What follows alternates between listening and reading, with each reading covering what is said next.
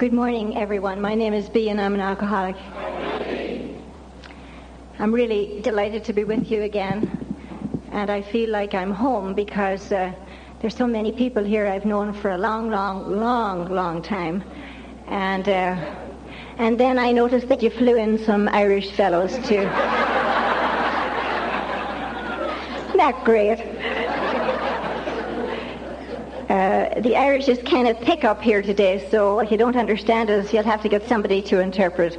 Except that I come from the northern part of Ireland, so I'm the one who finds it really difficult to cease fighting everything and everybody. Part of my disease. I want to thank Gary for inviting me. I don't know why you'd be inviting me again, and by the grace of God, I haven't found it necessary to go out and drink again, so my story is the same. And so those of you who are tired listening to me, you can just nod off, because I understand you had a very late night last night. So I won't take it personally, and so just relax here. My life was fine until I was 2. And if you take a look at me, and you'll know that this is going to be a long story, and it's hot in here. So when I was 2, my sister was born, and she moved into my spot in the universe, which is the center. And if you want to ever read about me, I'm on page 62 of the big book of Alcoholics Anonymous.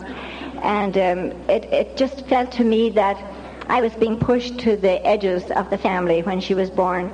And then there was a boy born, and then 2 more girls, and it seemed every time a new child came into the family, my space was taken.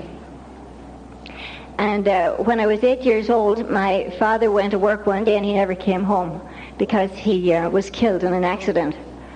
And what I remember about that was that my mother took me aside, and she said, "Briegeen," because that's my name, "I want you to help me to raise these children." And I was the oldest of 5. And if you're new and you're wondering why I'm talking about this, what the big book says is that alcohol is about the symptom of our problems. What we have to do is we have to get down to the causes and conditions. And my problem generally in my almost 17 years of sobriety has been that I would do the causes real well, but I didn't mix it up with the conditions, which I think are my character defects. I didn't know I had any until I came to Alcoholics Anonymous. But anyhow, what my mother taught me as a widowed woman in Ireland who was a school teacher and had 5 little children, the oldest being 8, to take care of and rear all by herself. What she taught me was somewhere, I think it's page 60 where it says, or 61, and it says something like this: "Is she not a victim of the delusion that she can wrest satisfaction and happiness out of this world if she only manages well?" I thought my job in the world was to learn how to manage well. One time I looked up the word rest in the dictionary, W-R-E-S-T, and the definition I found was to push and pull in a violent fashion. Do any of you here ever rest besides me?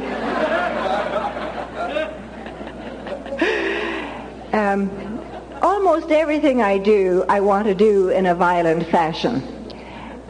Somebody gave me a keychain once, and it said, "Born to struggle." If there's a difficult way to do something, I will usually find that way.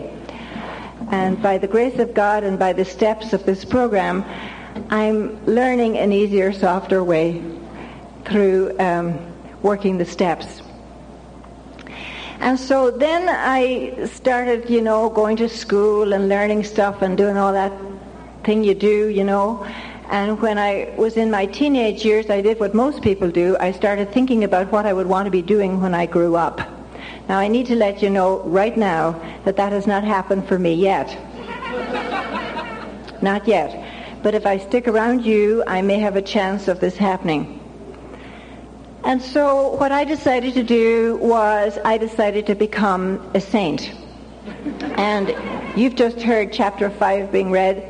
And you heard that awful sentence that it says we're not saints, we're trying to grow along these spiritual lines. And I have to let you know that my feelings were very, very offended and hurt when I first got into Alcoholics Anonymous, when I would hear these kinds of things. And I was going to be like a large saint, you know, a big one. And you'd know about me and read about me and look at pictures of me, and I was going to be wonderful. So what I decided to do was to become a Catholic nun. And I've been doing Catholic nunny stuff now for almost 45 years. And, well, actually 2 weeks from now, 2 weeks from today. And what I sometimes say to groups like this, I say, if you've been doing celibacy that long, you'd be kind of counting too. But a long time.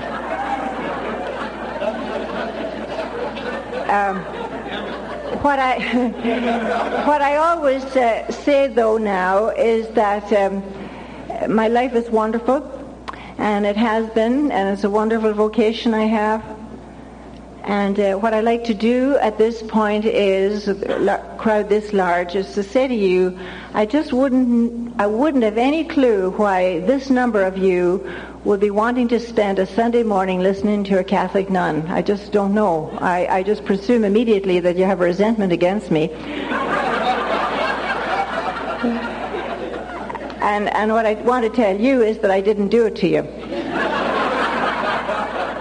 But I want to say, too, that I would like to, on the more serious side of things, I would like to publicly make amends for any of you who have been hurt by people like me. If any of you have ever not been listened to, have ever been punished unjustly, have ever felt humiliated by anybody in my walk of life, I want to tell you that I'm really sorry that that happened.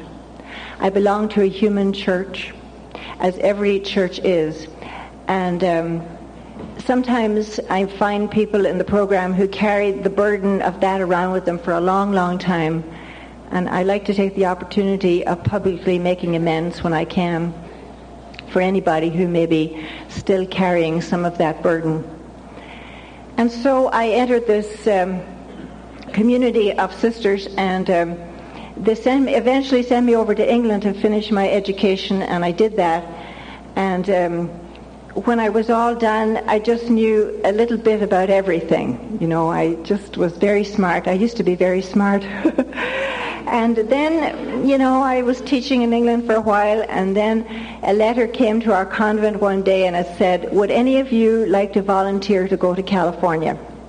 Well, I just knew that I belonged in Hollywood anyhow, so I signed up in those olden days, and I got picked, and I was sent out here. And I had to go back to Ireland to do all my paperwork from England. And when I was leaving, my superior said to me, we're going to put you in charge. And I don't think there's anything an alcoholic likes to hear better than they're going to be put in charge. We do it in different kinds of ways. The book talks about running the show, arranging the lights, the ballet, and so on. And we do it until they all start misbehaving, and then we start blaming them. That's part of our problem. And so I was sent to Southern California, and I arrived there on the 16th of August, 1964. And it was a day like this, very hot. And we were dressed in all the nunny garb. You've seen pictures of people like us, probably on the bottle of Blue Nun wine. Some of you might have seen that. You know, all this serge around us, and white starch around our heads. And it was very, very hot in Southern California where I arrived. And but I was in charge. So everything was fine for about 5 days, and it was going well. And then I met a man, and he was called the pastor. And he had this idea that he was in charge. I will never know where he got the idea, but he did. And immediately we started to kind of lock horns and kill each other privately, if you know what I mean. And I planned his demise in my mind. I really wanted to get rid of him very badly. And I started to get really uncomfortable inside, and a lot of little lonely, orphaned, unresolved feelings came into me again, and I just was all bent out of shape, and I was very unhappy, and I wasn't going the way it was supposed to. And then a miracle happened for me. A miracle happened, and I think it happened for you too, because if it hadn't happened, probably we would never have met here today. And that was that I got my first drink. The miracle was that this lady invited all of us over to her swimming pool, and we got all the nunnies into the big long station wagon that we had, and we went over to her swimming pool and we swam. And when we were all finished, she brought this great big tray and a large big jug pitcher and some glasses. And on the top of the glasses there was salt. And I just have a hunch that you might have known what was in the pitcher. Well, I have to tell you, when I took I was going to say a sip, but I didn't know how to sip. I wasn't a sipper. I gulped, a big, large draft of this great stuff. And I had my very first spiritual awakening. My neck all sort of relaxed, and my shoulders, and my back, and my knees, and I just thought, this is wonderful. And I have to ask her to give me the recipe. And so she gave me the recipe to take home, and I thought the nicest thing that I could do for these nunny bunnies that I worked with and who worked so hard for me would be to whip it up as soon as I could ever get the ingredients. And so I would do that. And I remember one day the pastor came over and he said to me, he was a good man really, but I didn't care for him very much because he wanted to be in charge. And he said to me, is there anything that you people need here? He was very good to us. And I said, well, yes, as a matter of fact, we would like to have a bottle of tequila, please. I will always remember his face. He looked at me like, this is really different.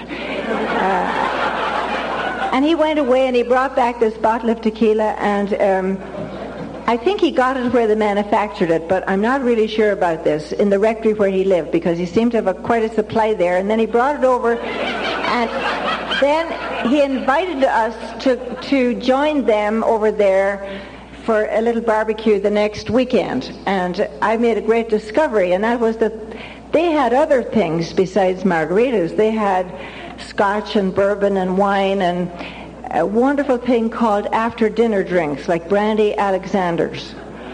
And wouldn't they just slip down so nicely after I just felt so classy and so with it. And this will not mean much to most of you, but in those years there was a kind of a movement happening in the Catholic Church. It was called Vatican II.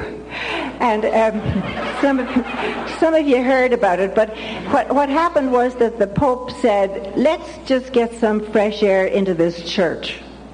And he sort of opened the windows symbolically, and he told people like us to sort of start mingling with the people more and not to be so much apart from. And what I really thought he meant was that we could drink. That's what I thought.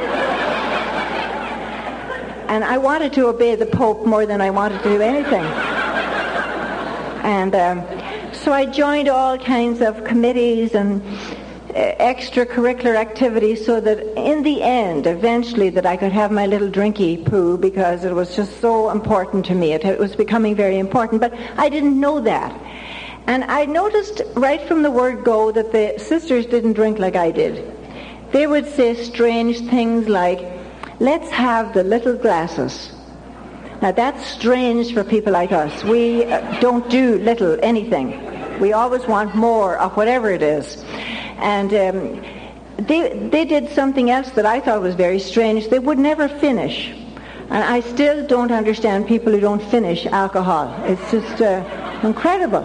They just it's not very polite, I don't think. And they didn't finish. And I can always remember going around after them to sort of take their leftovers so that I could store it away for a rainy day. And there were plenty of rainy days in my life. I didn't know.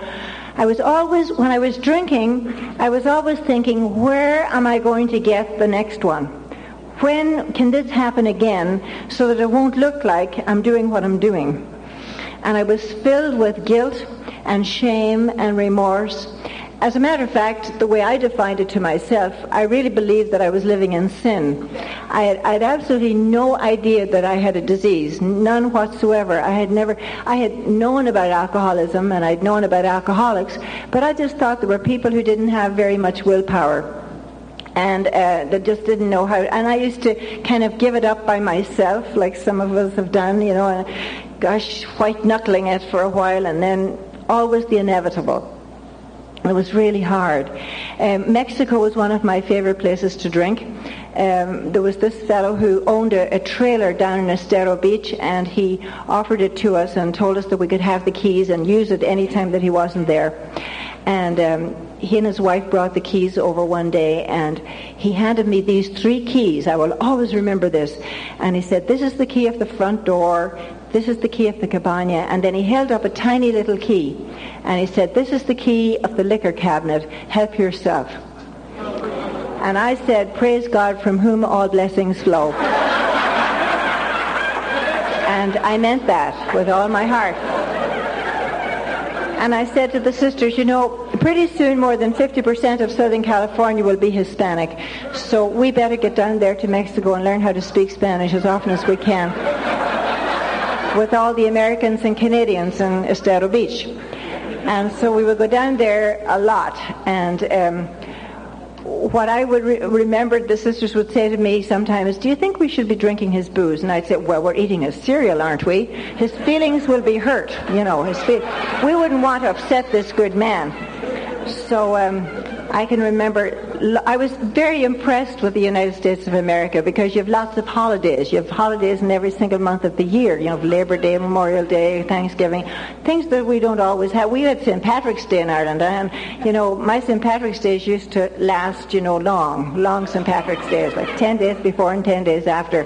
It usually came in a time in our church that's called Lent, and I would always try to be good and not drink in Lent, but oh Lord, it was hard.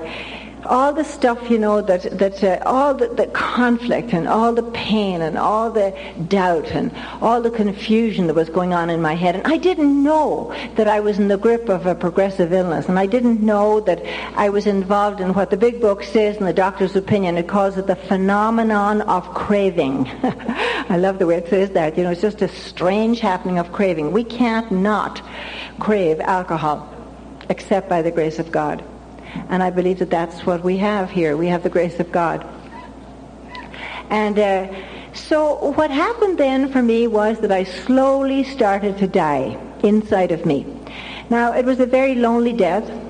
I couldn't tell anybody, and my drinking, the sisters, because I was the boss of everything, they were very tactful how they dealt with me. They would say things like, "Oh my, but you were something last night." Now, I'm not sure exactly to this day what that means, for sure. And to tell you the truth, I'm not that interested to know. I just know that I started to die inside, and when I say that, I always think of page 8 in the big book, where Bill Wilson says, "No words can tell of the loneliness and the bitter morass of self-pity that he found himself in when alcohol had become his master. And he felt that everywhere he walked, that he put his foot into quicksand, and he was sinking. And he was overwhelmed, and he had found his match. Almost everything else that I tried to do, I could do, and I couldn't get the idea of drinking out of my mind. And what I spent a lot of years trying to do was to do what chapter 3 says we cannot do, and that is I tried to control and enjoy my drinking. Did you ever try to do that? And it never works. If you control your drinking, you can't enjoy it, and if you enjoy your drinking, you can't control it. That was my experience. And I really had no intention of giving up alcohol, I'd given up everything else, so couldn't I have just this little drink to kind of keep me even, sort of my emotions even, and to feel warm inside, and I never could get to that point where I wanted just to stay there. I always wanted more, and I was killing myself. And I was dying, and I was ashamed, and I was afraid, and I was waking up at 2 o'clock in the morning, and I was mad at God, and I was, it was dreadful. And one day I stood in our community room in the convent, and I just off the bookshelf picked up this little pamphlet that we get. And on the very back page it said, "Sister, are you concerned about your drinking? If so, please call this number, collect." And I made a collect phone call to Massachusetts at 9 o'clock at night, and it was midnight their time. And I talked to this woman, and I told her some lies. I know you have never done things like that, but I have to. There are people here who know my story very well, so I have to stay really honest. And I told her some lies, and I told her that I was changing jobs. That part was true, and I was moving from the job I had as a principal of a school and so on, and I was moving from that job into a job in the diocese. And I was concerned because a lot of the people with whom I would be working had drinking problems. And could she help me to help them? And she said yes. There was literature. There were even places that people could go where she worked. And she gave me lots of information, and she said she would send me some books, and we had a wonderful conversation, and I just knew if I could read this whole thing correctly, I would know how to do this wonderful thing called control and enjoy your drinking, although I wasn't using that terminology at that point because I hadn't yet found the big book. But anyway, that's what I wanted to do. And just as I was about to hang up the phone, she said to me, "Sister, would you like to tell me a little bit about your own drinking?" Now, I don't know how they're so smart in Massachusetts. She just knew. And she said, "It seems to me that you would not be making a collect call from California to Massachusetts at midnight if you were concerned about other people's drinking." And that was another moment of grace for me, because I was able to break down and cry into the telephone to this strange voice to whom I'd never spoken before. And I said, "I don't know what to do. I don't know who to tell. I don't know where to go for help. And you know, I used to be so important at one time too. I really was, and I was a kind of a public figure, and I didn't want anybody to know, and I was very afraid." And she said, "Well, why don't you start going to some AA meetings and listen for the feelings?" Well, I never really planned, in my script for life, I never planned to go to AA. That never dawned on me at all.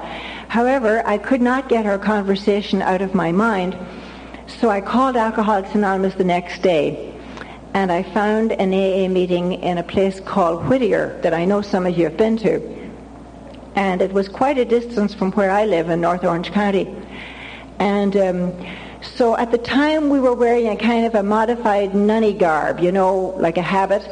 And I remember taking that off and putting on regular clothes and dolling myself up, and went down to this meeting in Serenity Hall in Whittier on Greenleaf Avenue, and it was a 10 a.m. meeting.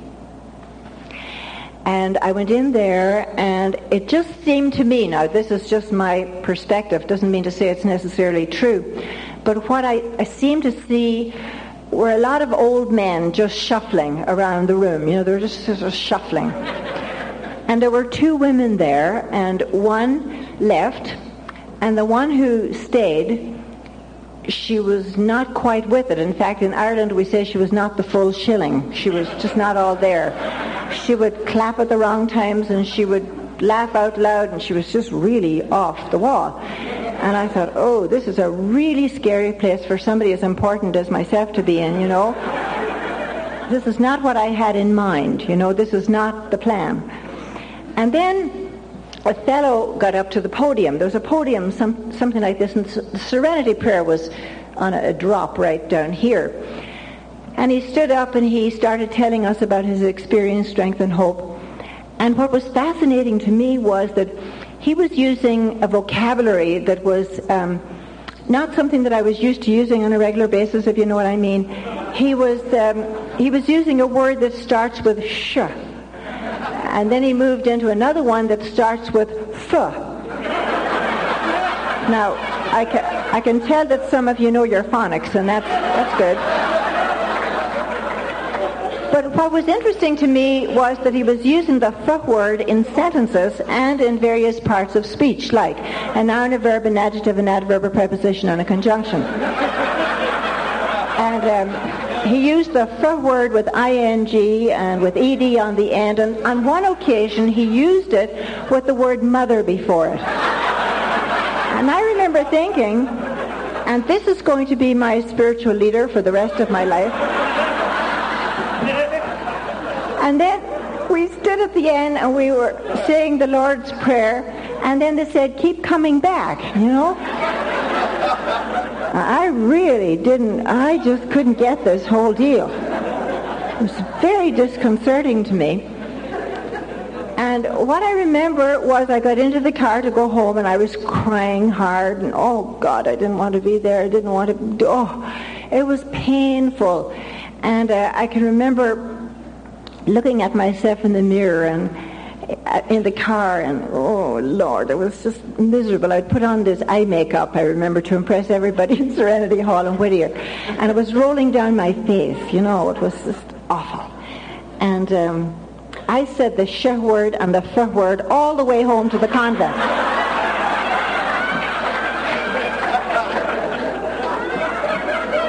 Now, wait, I'm not necessarily advocating that, but you know, I had to get in touch with a lot of the anger that I was in, a lot of just the disillusionment was dreadful. Now, I also know that there's a number of you here in this room today. I know some of you, actually. And I know that the moment you walked into Alcoholics Anonymous that you surrendered and you felt at home. You're here. Some of you are here.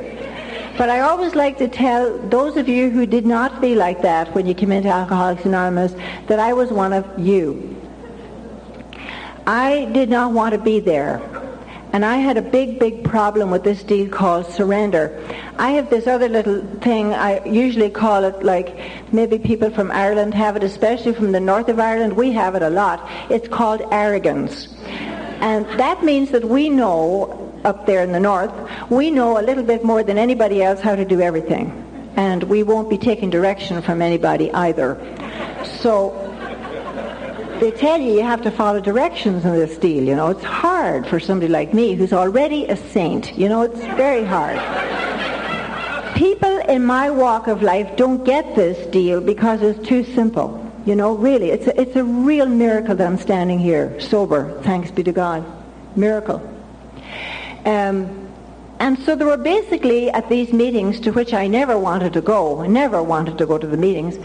They were basically saying some things, and they were saying, don't drink. Now, I got sober on the 2nd of December 1978, and Christmas and not drinking. You know, Christmas in the convent was one of the few legal times you could drink. And they were saying you don't drink. And I said, well, what about Christmas? And then this one lady said, oh, B, you don't have to do Christmas yet. Christmas is on the 25th of December, and this is only the 2nd or the 3rd. And I thought, that's kind of strange conversation. Weird things they tell you. And you hold on, you just hold on. And how do you surrender? You hold on. Then how do you do this? You let go. And it's all mixed up. I didn't get it. It's awful. Now, I wasn't into drugs because I hadn't met any of you yet. And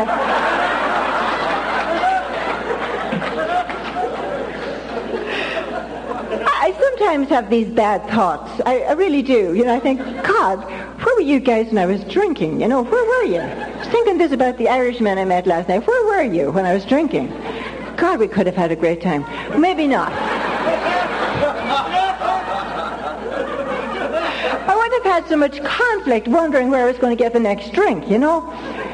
But the only drugs that I ever was involved with were prescription drugs. And what happened for me was that I went to the doctor because I thought I was having a kind of a nervous breakdown, and I told him that. I always told the doctor what I had. And he gave me Elavil and Stelazine, and then he graduated me into Librium and Valium. And when you'd swig that down with a little bit of vodka or whatever you get your hands on, it made you feel like the music on Twilight Zone. No, you know, whoo, which is gone, you know, absolutely away out there. And, oh man, it was awfully conflictual. But I didn't particularly care for the prescription drugs because I didn't like that lack of control. I really loved alcohol. I mean, whatever I could get my hands on. It just did something to me, and I looked at it as a sort of a celebration type of thing first, and it was fun in the beginning parts, and then it didn't get fun. And anyway, they were also saying, go to meetings. And I didn't think there was anything at these meetings that I could absorb because I already, had done a lot of study and different things about things that looked like the steps, like theology and spirituality and stuff. Almost missed this deal. And then they said I had to read the book. Oh, God, the book. So they gave me this big, fat, blue book. And, I read the book, and English was one of my main subjects that I was involved in, and I didn't care for the way they wrote the book. The sentences were not that well constructed. And what I did was I took the book down to Huntington Beach in December, and I sat up on where the lifeguards sit because he's not there in December, and I corrected the book for anybody's information. And I fixed the paragraphs, and I put in semicolons and commas and all.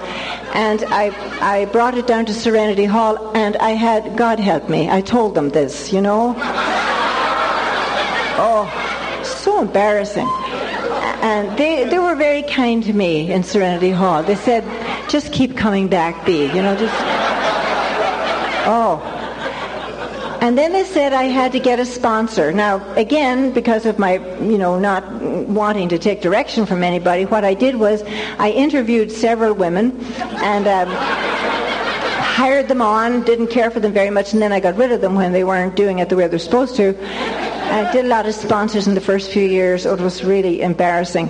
And then they told me that I had to get involved with these steps. Now, I can remember distinctly saying to somebody, I will not be taking the fourth step. I won't be doing that. I really wanted to be different in the program, and I really wanted to be unique, and I thought there must be some holy spiritual way that somebody like me with this disease was able to do and not do it the way everybody else did it. And I kept struggling with that for a long time in the program, not drinking but not surrendering, if you know what I mean. As a matter of fact, a lady in Huntington Beach or someplace said to me one time, Bea, you're kind of in between surrenders. Ooh, that's a real uncomfortable place to be. I went into Serenity Hall one day and I was crying. In fact, they used to call me the crying nun, but I didn't know that. If I had known they were calling me that, I wouldn't have gone back, to show them, how terrible it was. And this older member of the program, he's since passed away, and he said, Bea, this program is supposed to help us to be happy, joyous, and free, the theme for your conference. And I couldn't get it. I couldn't understand where people would tell you real huge problems, and then they would say, but it was okay. Oh, God, what's wrong with them? It's just, everything seemed to be okay, and they were all comfortable. They were talking about being comfortable and a degree of comfort, and I couldn't catch on to that part at all.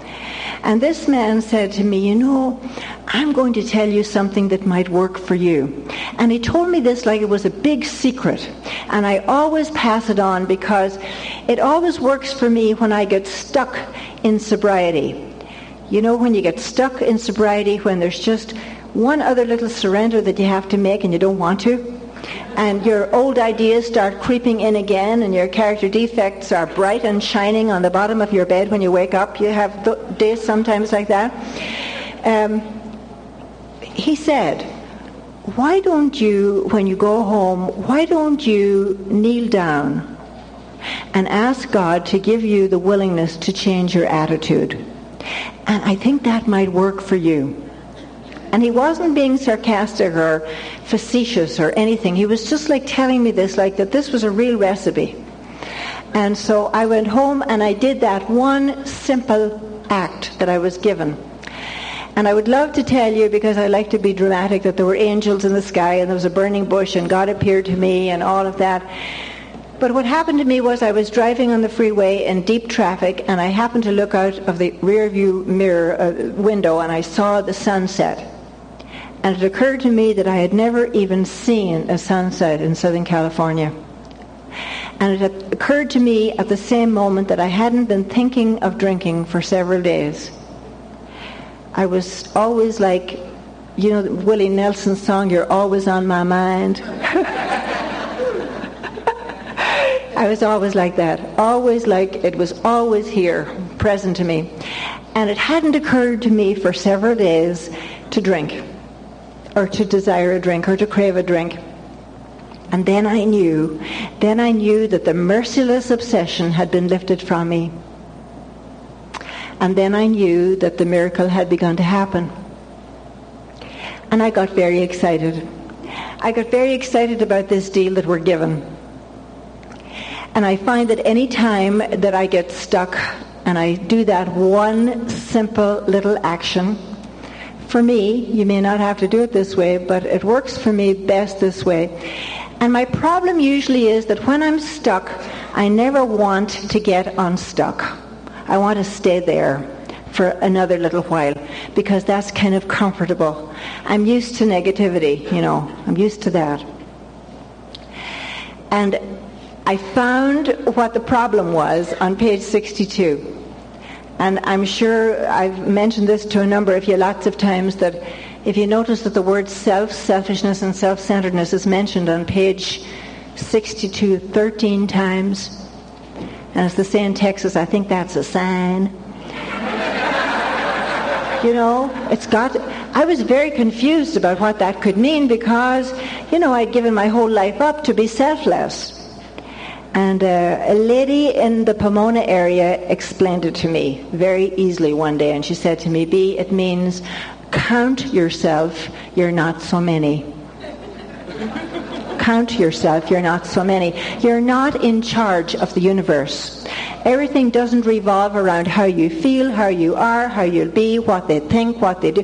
You see, I always thought selfishness had to do with hoarding everything to yourself and you wouldn't share. And I always shared. You know, that wasn't my problem at all.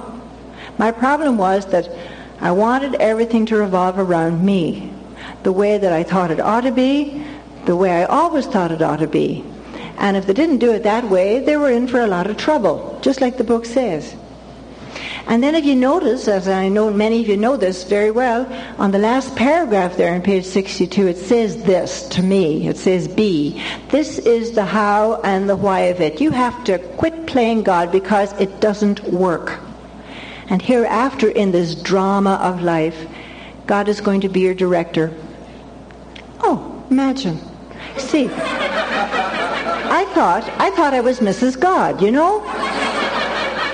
I wear this ring on my finger that inside of it says "my God and my all." I got this ring when I made my final vows, you know.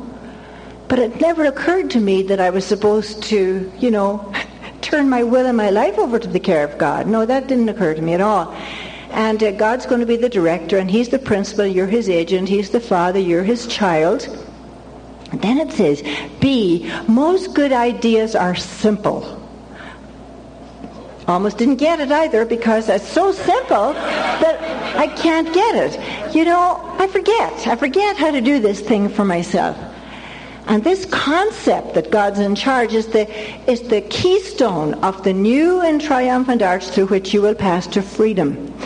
Now, ladies and gentlemen, I don't know what you all ever wanted in your life, but all I ever wanted was to feel the way I'm feeling at this moment, which is inner freedom.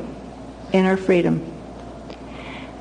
And then if you look at the top of page 63, it says, "You know, B, when you sincerely take this position, all sorts of remarkable things will follow."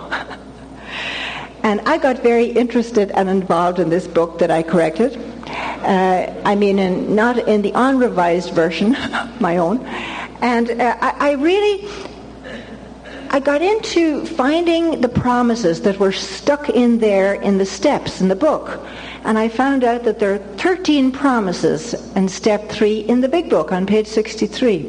The first one is at the bottom of page 62. And it says such things as, you'll become more God-conscious, you'll lose your fear of today, tomorrow, and the hereafter. You will stop being as interested in yourself and your own little plans and designs, and you'll be more interested in what you can contribute to other people. It gives all. And then a wonderful promise in step 3. It says, we will discover that we can face life successfully. Now, they discovered that a long time ago, whoever they were, and they would say such things as, they talk to people like us about our potential. Do you ever hear that word used? Your potential. We weren't, working according to our potential. And then we would do some good things, and they think we were good sometimes, but we never felt good. The outsides and the insides never matched. And the great deal that we get here is to move from problem life into solution life. I always say that there's 3 kinds of recovery, and it's a personal opinion, and you don't have to listen to this if you don't want to. But what I notice now, especially as I travel the world, that this is for Australia, this part, they move into, they get into AA or Al-Anon or some of the 12-step programs, and then they move into relationships. You don't do that here in the Antelope Valley, I know that. And they do low life for a while and they stay sober and everything's fine. And then they go into like a sort of in-between surrender time, like ho-hum. When things get sort of complacent after about 5 years, and things just kind of people get bored. If we don't shine this deal up, it gets boring. We have to keep being of service. We have to keep shining it up. And then there's this deal called what I call, what Dr. Paul calls the panache.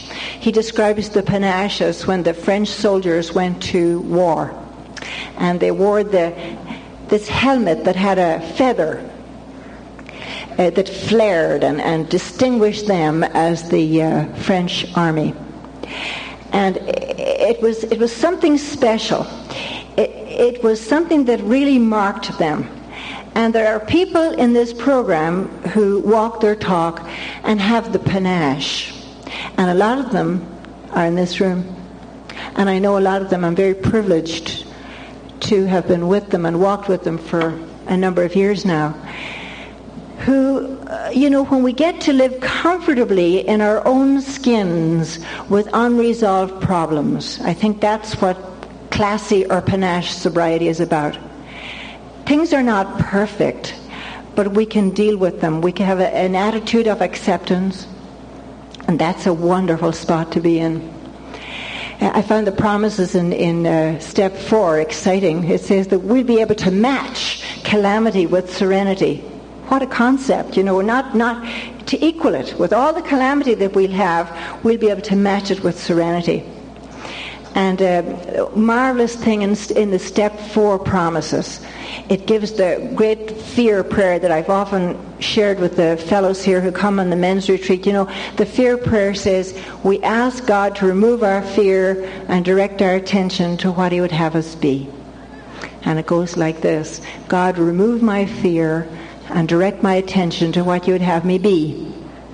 And I always thought it was what I'm supposed to do. I never thought it would have to be anything about being, being. I never dealt with that part at all. When I saw the 10 promises in step 5, and one of them was a wonderful one. It says we can look the world in the eye. We don't, and our fears will fall from us. And isn't it a marvelous thing for people like us to be able to look the world in the eye? But what I really want to tell you is that I found God, the God that I understand today, when I took steps 6 and 7.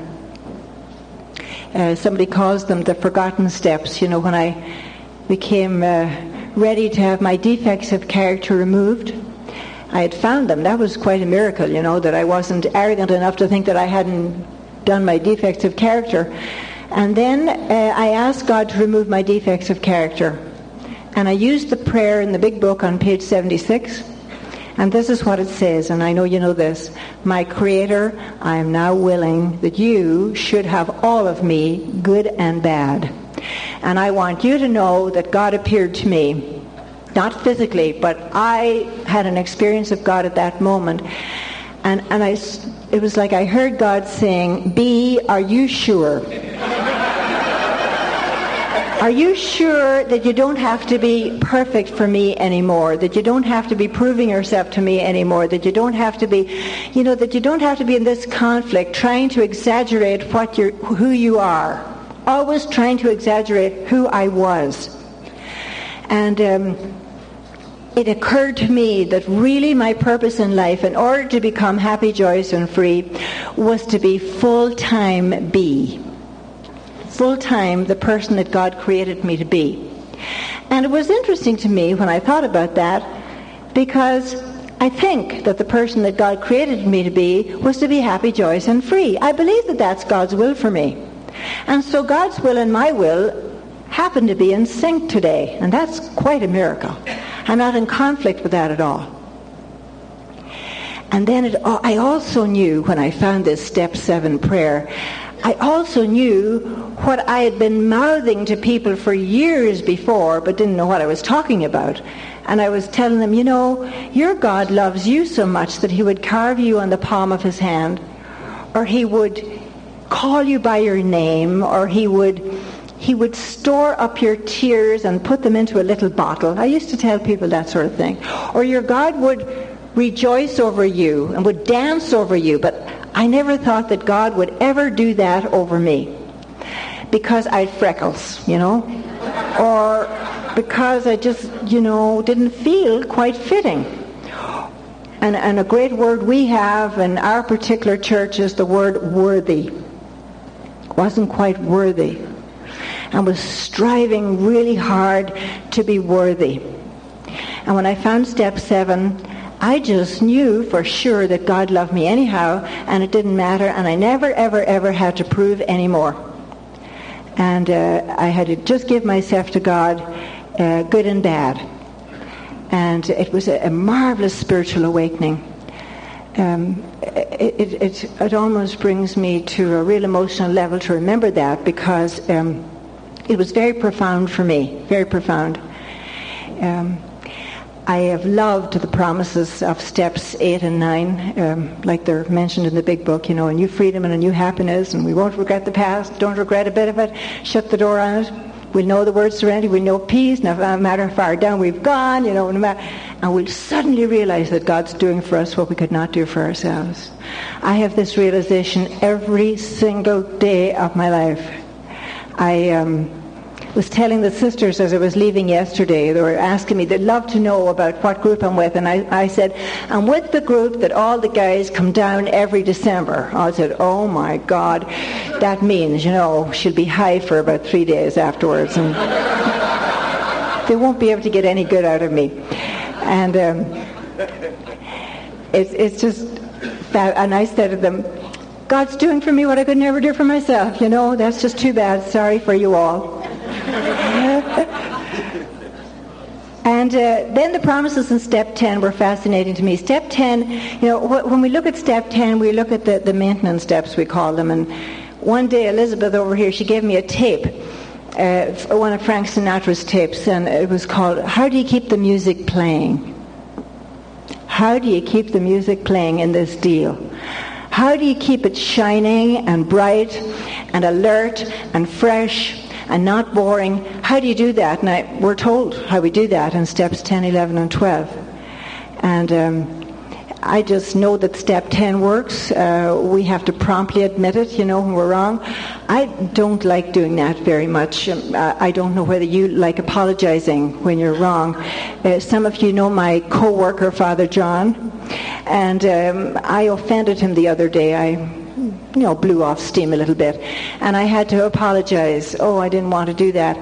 But God was so good to me. I called him up to do this, and he wasn't home. Thank you, God. And his tape was on, so I did it on the tape. Does that count?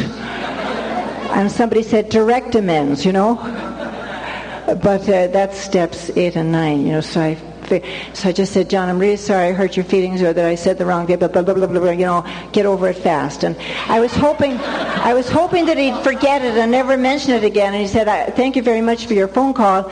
I really appreciated your amends. And I thought, I wanted him to make his. You know what I mean? It's real hard when the other side doesn't do what it's supposed to do. And we're taught in the program that the amends are for us. They're not for them. And but what I discovered in step 10 was that any time I can ever be uncomfortable today, or I can ever be sort of out of sorts or edgy, or as the earlier part of the book says, restless, irritable or discontented, if I'm like that today, it's because of the 4 things: selfishness, dishonesty, resentment, and fear. That's all. I mean, I can tag any way I feel onto those 4 things at any given time. And the book gives me the perfect remedy and recipe. It says we ask God at once to remove them, we discuss them with somebody immediately, we make amends quickly, and then we resolutely turn to see who is it we can help. And we're given the code then of the program, which is love and tolerance of other people is our code. I'm always embarrassed to tell you that I used to teach prayer meditation to people before I got sober. And I found the simplest way to pray on page 86 of the Big Book of Alcoholics Anonymous, because it tells somebody like me what I'm supposed to do from the minute I wake up. It says we consider, think about the 24 hours a day. We just think Sunday, You don't have to go into Christmas and New Zealand in November or whatever it is I'm doing. You don't have to do any of that stuff. But I'm always wanting to figure it all out. And my head, I have a friend who says my head would destroy me if it didn't need me for transportation. See, I don't ever think of drinking today, but I do occasionally think of having a think. You know what I mean? Do you crave a think at a definite time each day? Have you ever felt remorse as a result of thinking? Have you ever wanted to think the next day? Have you ever been hospitalized for thinking? If you apply the 20 questions we have to the word thinking, it's incredible how we do thinking today. This negative thinking that's so much part of the fabric of our being, especially the fear. It's just part of us. And we have a lot of work to do. We have a lot of work to do to get into what it is that, how we can change those tapes, how we can maintain. The first promise of step 10 is a miracle. It says we cease fighting, me from the north of Ireland, cease fighting everything and everybody, even alcohol. And one of my favorite promises on page 85 is we feel as though we have been placed in a position of neutrality, safe and protected. That means I'm somewhere in there between the doormat and the bulldozer. I never knew about that part until I found Alcoholics Anonymous, because I either was never able to speak for myself or I spoke too much for myself. There's a wonderful spot there. It's a very free spot where we can stand tall, look the world in the eye, and tell the truth today. Isn't that fantastic? You couldn't buy this. You can't buy this with money. You just can't. And in step 11, it just says, B, when you're agitated, this is what you have to do. When you're undecided, this is what you have to do. It gives all the recipes. And then it says, you'll be free from worry, anxiety, fear, foolish decisions, and the payoff will be that you will be much more efficient when you let God take your life over. It's a marvelous program. I'm always amazed at how step 12 works. I never quite figured it out yet. I just know it does. It works through getting together, what you've done here. It works through sponsorship. It works through participation at meetings. It works through just sitting at a meeting, sharing your experience, strength, and hope, helping others. It just works. And I never understood the way it works. And it never works the way I thought it should. Sometimes when I hear people talking, I think, I wish to God they'd shut up, like I'm sure some of you are thinking right now. And I'm going to in a second. But it's really mysterious to me, because as I'm taking inventory of what somebody shouldn't be doing or saying, God is awakening somebody over in the corner. You know what I mean? And I'm just thinking, this is so profound. This is not the way I would have thought. It doesn't work like anything else I've ever noticed. When I say the word mystery, it reminds me of a line or two from the Shakespeare play King Lear, and when he's talking to his daughter before she goes into prison. They're both going into prison, and he says to her, and we shall laugh and pray and sing and tell old tales and look at gilded butterflies and tell of court news, who's in and who's out, and take upon ourselves the mystery of things as though we were God's spies. In Alcoholics Anonymous, you and I take upon ourselves the mystery of things as though we are God's spies. And we see God showing off in a zillion ways, and in a zillion times, and in places that we would never ever have thought. I'm deeply grateful to the program of Alcoholics Anonymous. It has given me life. It has given me love. It has given me hope. It has committed me 1,000 times more to the life that I'm living. And if I had to live till I'm 1,000 years old, which I know I won't, I wouldn't have enough days to express my gratitude. And I want to tell you again how much I love you and how wonderful it feels to be back with you again, and to ask God's blessing on every single one of you. I love you all. Thank you for having me here.